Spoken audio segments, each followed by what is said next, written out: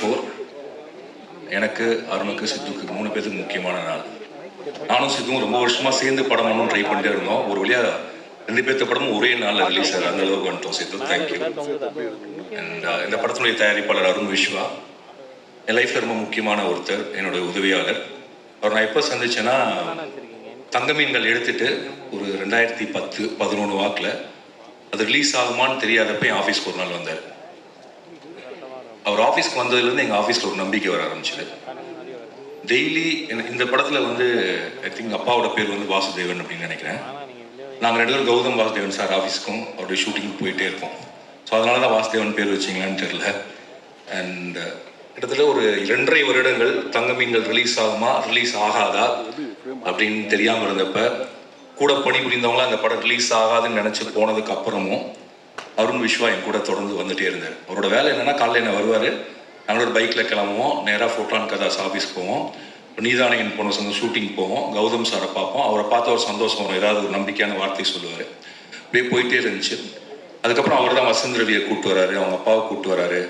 கிட்டத்தட்ட நான் என்னுடைய 2 BHK ஃப்ளாட்டில் இருந்து என்னை வெளியில் கூப்பிட்டு வந்து கோடம்பாக்கத்துக்குள்ளே கூப்பிட்டு போன ஒருத்தர் அப்படின்னா அது அருண் தான். அருண் மூலியமாக தான் எனக்கு நிறைய இண்டஸ்ட்ரியில் இருக்கக்கூடிய எல்லாருமே அறிமுகமானாங்க. And Arun thank you for it. And நீங்கள் இல்லைன்னா தங்கமீன்கள் எப்படி வெளியில் வந்திருக்கோம். ஆனால் அந்த காலத்தை நானும் மாரி செல்வராஜும், அப்போ ஆஃபீஸில் மாரி செல்வராஜும் நானும் இருப்போம். இப்போ அருண் விஸ்வா வருவார். வந்தாலே ஒரு அருண் விஸ்வா பார்க்குறப்ப எல்லாரும் நினைப்பாங்க ரொம்ப பணக்கார வீட்டு பையன் அப்படின்னு நினைப்பாங்க. ஏதோ ஆடிக்கார் பிறந்ததுன்னு ஆடிக்கார் வச்சுருக்காங்க. பட் இல்லை, அருண் விஸ்வா சொல்லாமான்னு தெரில. அருண் விஸ்வா என்ன சொல்கிறது, வீடற்று கடந்தார்கள் துரத்த ஒவ்வொரு ஊராக வாழ்ந்து சென்னையில் அண்ட் சென்னைக்கு ஒரு கனவோடு பெரிய நம்பிக்கையோட அவரோட கனவு 3 BHK வாங்குறதுலாம் இல்லை, ஒரு டைரக்டர் ஆகணும், ப்ரொடியூசர் ஆகணும். அண்ட் பெரிய படிப்புலாம் இல்லை, வெறும் டிப்ளமோ. அதையுமே முடிச்சாரான்னு எனக்கு தெரில. ஏன்னா அவர் அறிவாளி தான், முடிப்பதற்கான சூழல் இருந்துச்சான்னு எனக்கு தெரில. ஆனால் அவங்க அம்மாவும் அவங்க அப்பாவும் எனக்கு தெரிஞ்சு இந்த படத்தினுடைய அம்மா அப்பா மாதிரி தான் நான் நினைக்கிறேன். அவங்க பேரில் தான் அந்த ப்ரொடக்ஷன் கம்பெனி சாந்தி டாக்கீஸ். அவங்க அப்பா ரொம்ப இன்னசென்ட்டான ஒரு ஃபாதர். அண்ட் அவங்க அப்பா எனக்கு தெரிஞ்ச அருண் விஸ்வா இன்னைக்கு வரைக்கும் எந்த கேள்வியுமே கேட்டிருக்க மாட்டாருன்னு நான் நினைக்கிறேன். அருண் விஸ்வா செய்கிற எதுக்குமே அவர் நோ சொல்லியிருக்க மாட்டாருன்னு நான் நம்புகிறேன். அவங்க வீட்டை பொறுத்த வரைக்கும் அருண் விஸ்வா தான் சூப்பர் ஹீரோ. அருண் விஸ்வா அவங்க வீட்டை பொறுத்த வரைக்கும் மட்டும் இல்லை, எங்கள் ஆஃபீஸுக்குமே ஒரு சூப்பர் ஹீரோ தான். அதுக்கப்புறம் தரமணியை டிசைன் பண்ணதாகட்டும். எனக்கு அருண் விஸ்வா பார்க்குறப்பெல்லாம் எனக்கு பயங்கர ஒரு உற்சாகம். சில மனிதர்களை பார்க்குறப்ப நம்மளுக்கு ஒரு நம்பிக்கையும் உற்சாகம் வரும். அந்த மாதிரி like you can believe him 100%. இப்போது நம்ம இந்த தோற்றத்தை வைத்து சில பேர்த்த முடிவு பண்ணுவோம், இங்கே இப்படி தான். அதுக்கு நேர் எதிரான ஒருத்தர் தான் அருண் விஸ்வா. ரொம்ப பணிவான, ரொம்ப அடக்கமான, ரொம்ப கடினமாக போராடி இந்த படத்தில் எப்படி ரொம்ப நாளாக கனவு கண்டு ஒரு குடும்பம் முன்னேறுவதற்கு பாடுபடுதோ அப்படி அவங்க வீட்டிலேருந்து முன்னேறி இன்னைக்கு சத்தியம் தியேட்டரில் எனக்கு நல்லா ஞாபகம் இருக்குது. நானும் அருண் விஸ்வா, அமுதவன், மாரி செல்வராஜ், நாங்கள் 4 பேர் அங்கே நின்றுருந்தோம். தங்கமீன்களுடைய ஆடியோ லான்ச் ஒரு வழியாக நடந்துச்சு. அப்போ அருண் விஸ்வா தான் என் கையை பிடிச்சி சொன்னால், சார் படம் கண்டிப்பாக ஹிட்டுன்னு. ஏன்னா இந்த இதெல்லாம் முதல்ல ஆனந்தியாவில் நாங்கள் ஸ்க்ரீன் பண்ணோம். ஸோ சத்தியம் தியேட்டரையும் அந்த நாளையும் என்னால் மறக்கவே முடியாது. Arun Vishwa, all the best. And இன்னும் ரொம்ப தூரம் நீங்கள் போகணும். தமிழில் ரொம்ப முக்கியமான படங்களை தயாரிக்கிறது மட்டும் இல்லாமல் இயக்கவும் நீங்கள் செய்வீங்கன்னு நான் நம்புகிறேன். அண்ட் சித்து, அருண் விஸ்வா தங்கமீன்கள் ரிலீஸ்க்கு முன்னாடி ஹெல்ப் பண்ணார்னா, சித்து கட்டழு தமிழுக்கு அப்புறம் வந்தார். ஆனால் கட்டழு தமிழ் ரிலீஸ் ஆனதுக்கப்புறம் என்கிட்ட பேசலான்னு நினச்ச ஒரு ஹீரோக்குள்ள இல்லாட்டி ஒரே ஒரு ஹீரோ அவர் தான். அப்போ ஹைதராபாத்தில் நிஜமாவே ஒரு பெரிய ஹீரோ, பொம்மரில்லா ஓடி. அண்ட் திடீர்னு ஒரு நாள் ஃபோன் பண்ணி நீங்கள் ஹைதராபாத்துக்கு வாங்கன்னு சொன்னார். அன்னையிலேருந்து நாங்கள் பேச ஆரம்பித்தோம். சித்தார்த்தை பற்றியும் ஒரு அபிப்பிராயம் இருக்குது. அவர் பயங்கர புத்திசாலி அண்ட் பயங்கர அகங்காரமான ஒருத்தர். அவருக்கு வாயில் மனசில் நினச்சதை எதிராளியுடைய மனசை பார்க்காம பேசக்கூடிய ஒருத்தர். இப்படி நிறைய பிம்பங்கள் இருக்குது. பட் நிஜத்தில் நான் சொல்கிறேன், சித்தார்த் ஒரு அடிமுட்டால்னா எந்த அர்த்தத்தில் நான் சொல்கிறேன்னா, சித்தார்த் எப்போதுமே ஒரு வளர்ந்த குழந்தை. நானும் சித்தார்த்லாம் ஒரே ஸ்கூலில் படித்தவங்க. என்னென்னா, நாங்கள் இன்னும் ஸ்கூலை விட்டு வரவே இல்லை. Still children. எப்போ எதை செய்யணும்னு தெரியாது. பக்க விளைவுகள், பின் விளைவுகளை பற்றி யோசிக்கிறது இல்லை. அந்த ஃப்ளோவில் மனசுக்கு என்ன தோணுதோ அதை செஞ்சுட்டு போகக்கூடிய ஒரு இயல்பான, காற்றுல பறக்கக்கூடிய ஒரு பஞ்சு மாதிரி தான் சித்து. சித்து ஏன் இவ்வளோ இளமையாக இருக்காருன்னா அந்த மனசு அவ்வளவு பஞ்சு மாதிரி மறந்துட்டே இருந்தால் மட்டும் தான் இளமையாக இருக்க முடியும்னு நினைக்கிறேன். Siddhu, be a child always, don't worry what others says, and you're a great inspiration to me, you're a great friend to me. And எப்படி அருண் விஷ் ஒரு நம்பிக்கையோ அதே மாதிரி தான் சித்து எனக்கு நம்பிக்கை. அண்ட் சித்து வந்து நடிக்கிறாரோ இல்லையோ, நான் எப்போ பாட கூப்பிட்டாலும் வந்து படத்தில் பாடுவார். அதுக்கு காரணம் என்னென்னா, சித்துவோட பாட்டெலாம் நான் கேட்டிருக்கேன். ஆக்சுவலாக ஒரு ஸ்கிரிப்டே சித்து ஒரு 10 பாட்டு பண்ணி வச்சுருந்தார். அந்த 10 பாட்டை வச்சு நான் ஒரு திரைக்கதை பண்ணேன். அண்ட் சித்து ஒரு நாளைக்கு அந்த படத்தை பண்ணணும், அந்த பாட்டை வெளியில் கொண்டு வரணும்னு என்னோட ரொம்ப நாள் ஆசை. And all the best for 3 BHK and all the best for every thing what ever you do in your life.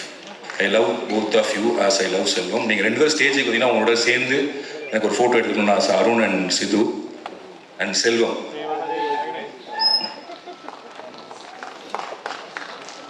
ஒவ்வொரு வீட்லேயும் குடும்ப உறுப்பினர்கள் மாதிரி இது எங்கள் குடும்பத்தினுடைய உறுப்பினர்கள். ஸோ எங்கள் 3 BHனுடைய 3 பேர் அப்படின்னு சொல்லலாம்.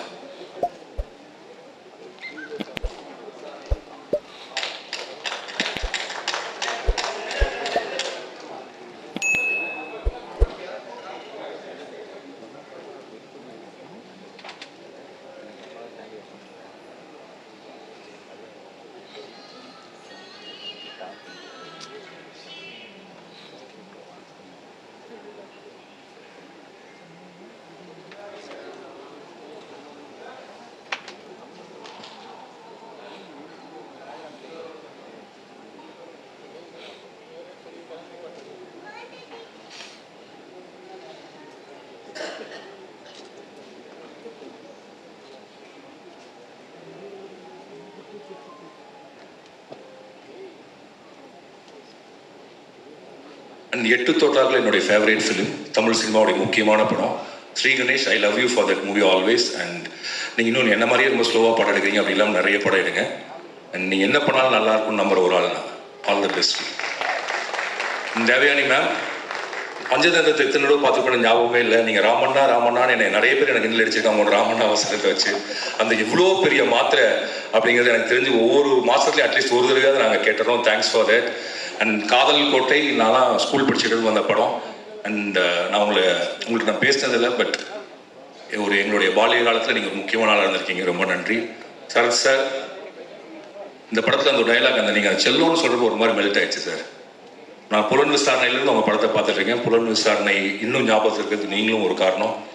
அண்ட் ஒரு கிரேட்டஸ்ட் என்ன சொல்கிறது, ஒரு வெர்சடைல் ஆக்டர். இன்னும் உங்களோட நடிப்பு எனக்கு என்ன பிடிக்குன்னா, நீங்கள் ரொம்ப எனக்கு தெரிஞ்ச தமிழில் மிக யதார்த்தமான ஒரு நடிகர், ரொம்ப நடிப்பு புஷ் பண்ணாமல் நடிக்கக்கூடிய ஒரு. அண்ட் இந்த மீசக்கார நண்பா பாட்டு வந்து எனக்கு பல தடவை நான் கேட்டிருக்கேன் sir.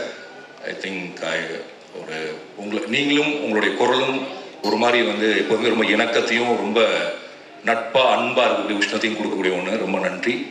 And for the music director, for every one என்னுடைய வாழ்த்துக்கள். அப்புறம் இந்த படத்தில் ஒரு வசனம் வரும், வீடுங்கிறதுனா அது மரியாதைன்னு சொல்லி. கண்டிப்பாக அது ஒரு ஸ்டேட்டஸ். பட் அதை தாண்டி எனக்கு என்ன தோணுன்னா, எல்லாரும் வீடு வாங்கணும்னு நினைக்கிறது வந்து வெறுமன கௌரவத்துக்காக இதுக்காக மட்டும் இல்லை. இல்லாட்டின்னு எனக்கு வாடகை வீட்டில் இருந்தாலும் வீடு தானே, மேலே கூரை இருக்குது. பட் அப்படி இல்லை, எனக்கு பின்னாடி என் பையனும் அவங்களோட குழந்தைங்களும் எந்த மாதிரி விஷுவலில் வாழ்வாங்கன்னு நான் செட் பண்ணி வைக்கிற ஒன்று தான் வீடு. ஸோ நான் போனதுக்கப்புறமும் இந்த வீட்டில் தான் அவங்க இருப்பாங்க, இந்த அறையில் தான் அவங்க தூங்குவான்னு எனக்கு தெரியறப்ப எனக்கு ஒரு மாதிரி நான் பார்க்க முடியாத ஃப்யூச்சரை, என்னுடைய சந்ததிகளினுடைய வருங்காலத்தை, அவங்க எங்கே தூங்குவாங்க, அவங்க எங்கே சண்டை போடுவாங்க, அவங்க எங்கே உடலுறவு கொள்வாங்க, எங்கே குழந்தைகள் பிறக்கும், எந்தையும் தாயும் மகிழ்ந்து குழாவி அந்த இடத்தில் என்னுடைய மகனும் அவனுடைய மனைவியும் எங்கே மகிழ்ந்து குழாவாங்க அப்படிங்கிற பல விஷயங்கள் சேர்ந்த ஒன்று தான் வீடு. கண்டிப்பாக அஃப்கோர்ஸ் அது மரியாதைக்குரிய ஒன்றா இருந்தாலும் கூட ரொம்ப உணர்ச்சி பூர்வமான ஒன்று. அண்ட் இந்த 3 BHK படம் அப்படிப்பட்ட உணர்ச்சி பூர்வமான படமாக இருக்குன்னு எல்லோரும் என்கிட்ட சொன்னாங்க. அண்ட் எனக்கு தெரிஞ்சு தமிழகத்தில் இருக்கக்கூடிய அனைத்து மக்களும் தங்களுடைய வாழ்க்கையோடும் தங்களுடைய கனவுகளோடும் தொடர்புபடுத்தி கொள்ளக்கூடிய ஒரு படமாக 3 BHK இருக்கும். அதை உருவாக்கிய என்னுடைய அருணுக்கும் அதில் நடித்த என்னுடைய சித்துக்கும் எனக்கு பிடித்த ஸ்ரீக்கும் வாழ்த்துக்கள். நன்றி.